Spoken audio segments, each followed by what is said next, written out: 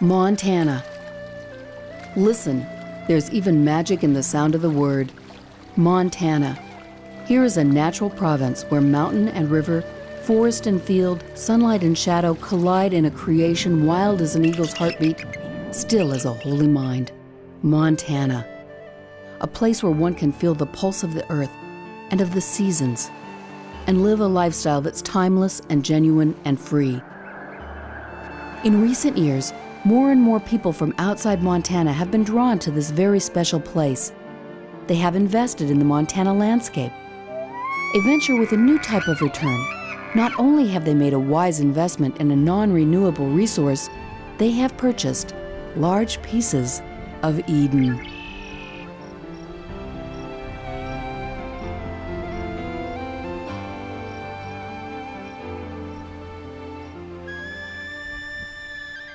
This landscape is guilty of deception, a place that appears to have an innocence thought to be found only in the forgotten corners of the earth.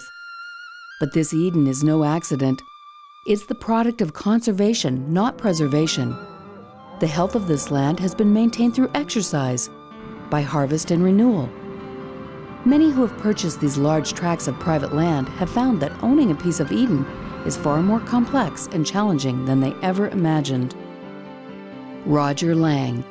I started a company, ran it, took it public. It was a high-tech company. I'm a high-tech Silicon Valley guy. But you put me in a ranch environment, and I was an absolute novice. I grew up in California where environmentalism is sort of anti-hunting, cattle are bad. I had an awakening when I moved up here. That really surprised me because boy, was I off in terms of my sort of book-led education. One thing new landowners soon discover is that nature doesn't recognize boundaries on a deed. Elk move across the land according to ancient migration patterns. Rivers and streams flow from the highlands toward the sea. Trout move upstream to spawn. Just as no one can own the wind, no one owns the rivers or wildlife. Chase Hibbard. One of the lessons that I have learned, and it's taken a family, I think, several generations to learn, is that Mother Nature's the boss. And you may not be able to do everything that you think you're going to be able to do. You may not be able to have the control that you're used to having. It's a humbling experience at times.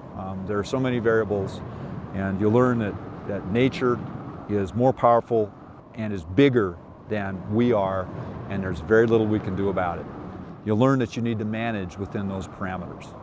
Not to say you can't, head in a certain direction, but patience is probably one of the biggest lessons I've learned here, and humility. Don't be impatient and be prepared to be humbled.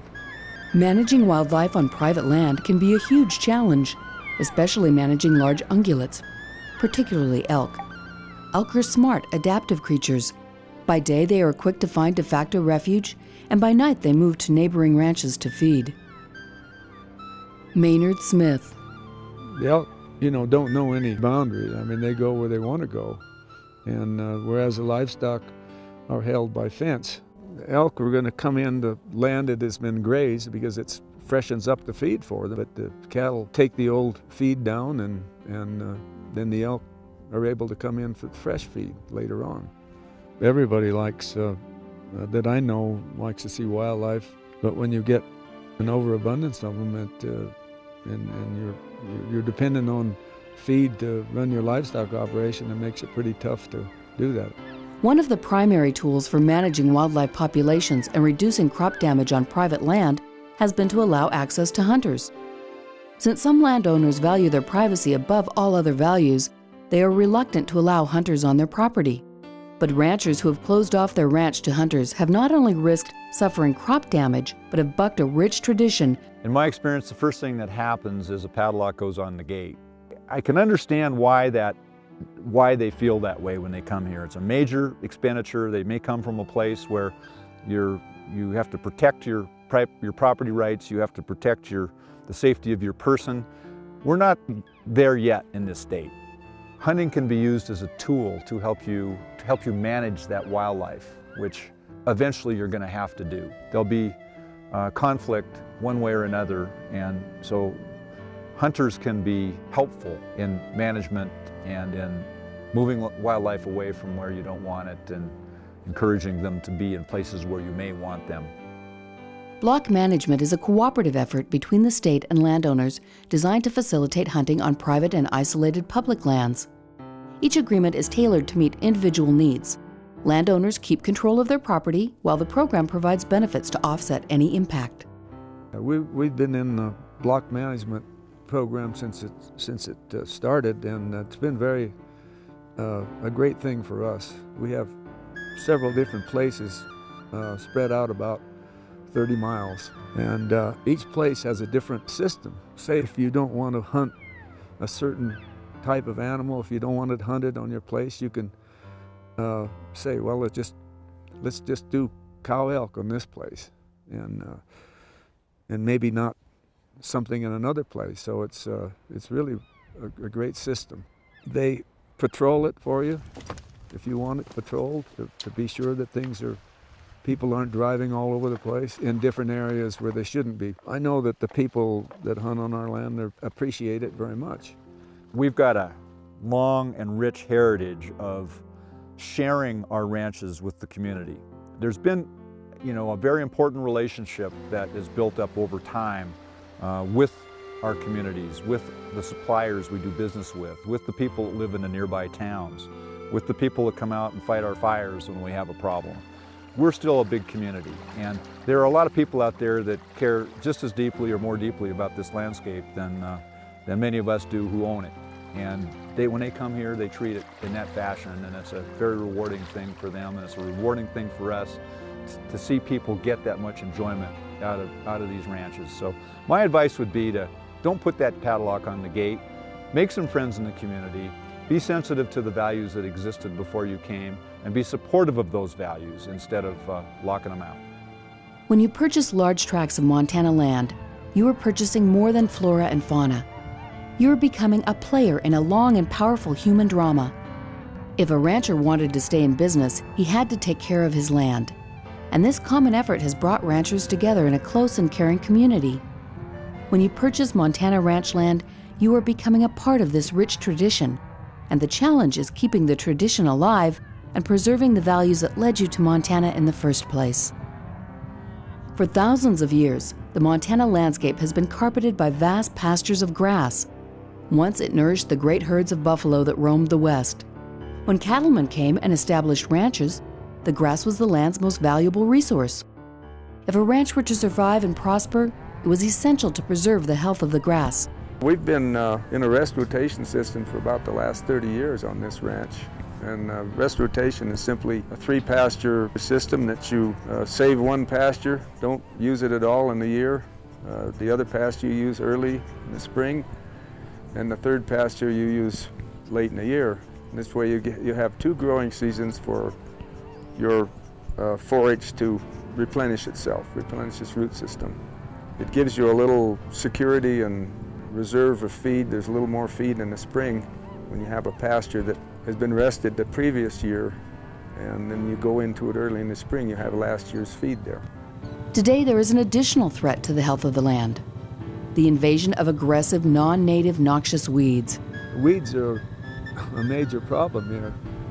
They've come in, and it's really important, that we all take care of them. And try to eradicate them. And I think the neighbors work together in that way.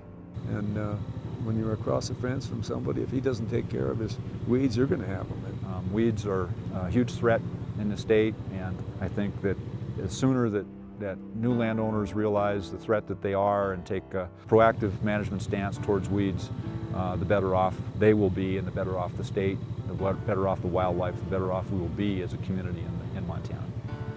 Everybody has a common denominator there, saying we have to take care of the land and the grasses and that which grows on the land. The weeds undermine that.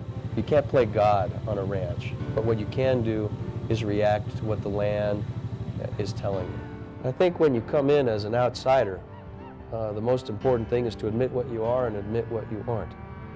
I'm not a rancher by background, and I'm learning how to be a rancher from my friends here in the community.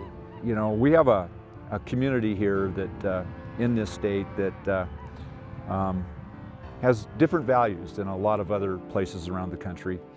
And I think that a sensitivity to those community needs and those community values is of great importance. If I had some advice, it would be to identify the needs of the community and assimilate into that community fabric that's part of our heritage in this state, and become part of that community in a contributing way.